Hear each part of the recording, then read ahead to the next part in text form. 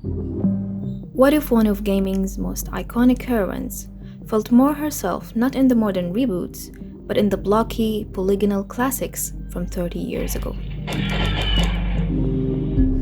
Long before hyper-realistic graphics and cinematic storytelling took over, the original Tomb Raider games carved out a legend.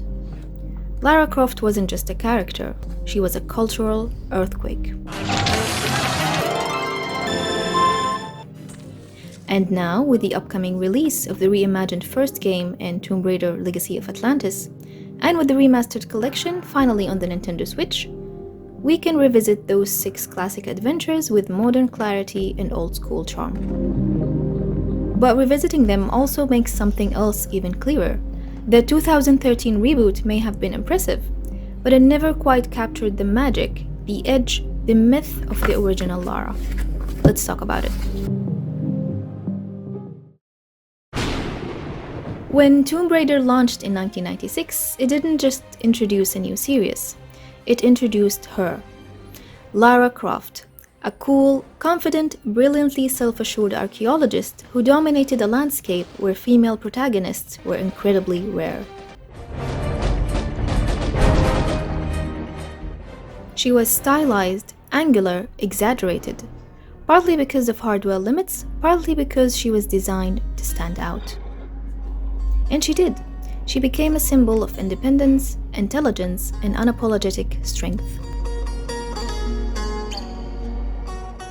In the late 90s, when conversations about women in gaming were just beginning, Lara boldly stepped into the spotlight, reshaping what a female hero could look like.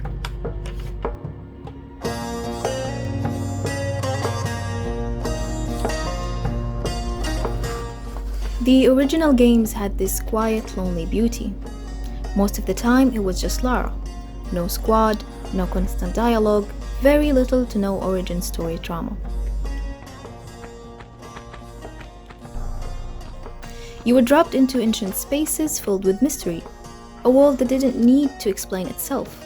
It simply existed and trusted you to explore it.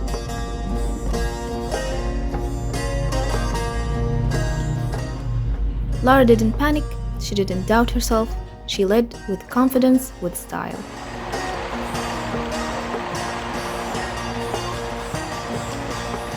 And that emotional tone, calm, fearless, adventurous, was part of what made her iconic.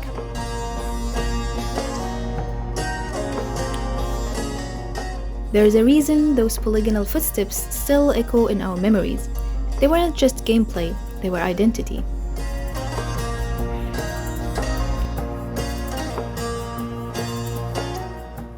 They made you feel like you weren't watching a hero's journey, you were in the presence of one, a silent, self-assured fantasy about exploration, solitude, and mastery.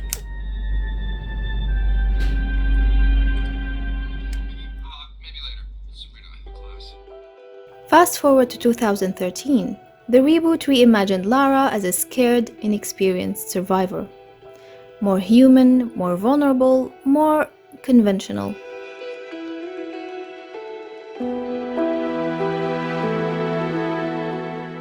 And while that story was well written and beautifully produced on its own, it traded away something important.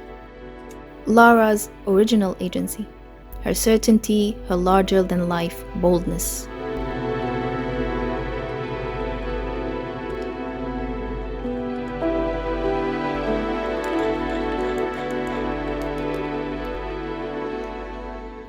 By trying to humanize her for modern tastes, the reboot softened the traits that made her iconic in the first place.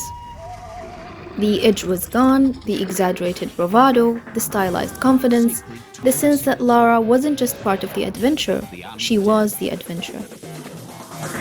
The game, find out. Tomb Raider. And that brings us to why the remastered collection feels so refreshing. Because it doesn't rewrite, it restores.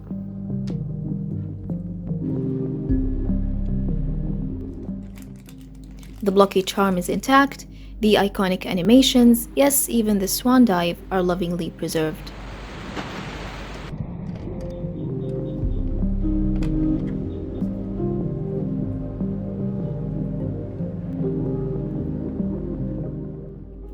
But the smoother controls, higher resolution textures, skyboxes, and more realistic lighting help modern players appreciate the original vision more clearly.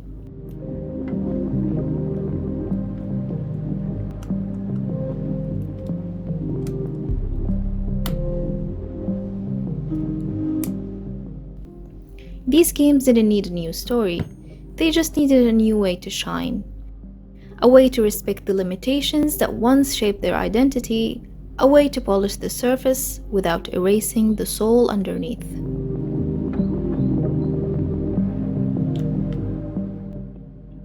Playing the remasters feels like stepping back into a time when levels weren't built to guide you emotionally. They were built to challenge you. They felt ancient, dangerous, and completely indifferent to your presence. That's something modern games rarely attempt anymore. But in the remasters, that feeling returns instantly. The quiet, the danger, the sense that these places existed before you and will probably exist long after you leave.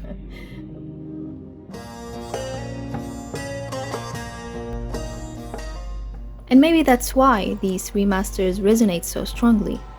They remind us of who Lara was before the industry tried to modernize her. A woman defined not by trauma but by mastery, not by realism but by style, not by becoming but by being.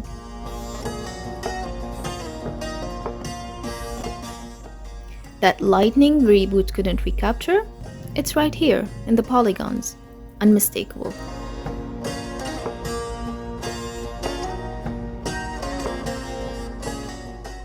Tell me in the comments if you agree or disagree with my take on the game remasters. I'm holding out my judgment on Legacy of Atlantis until its release this year. We'll have to see if it restores that original Lara Croft experience. But for now, that's my opinion on the 2013 reboot.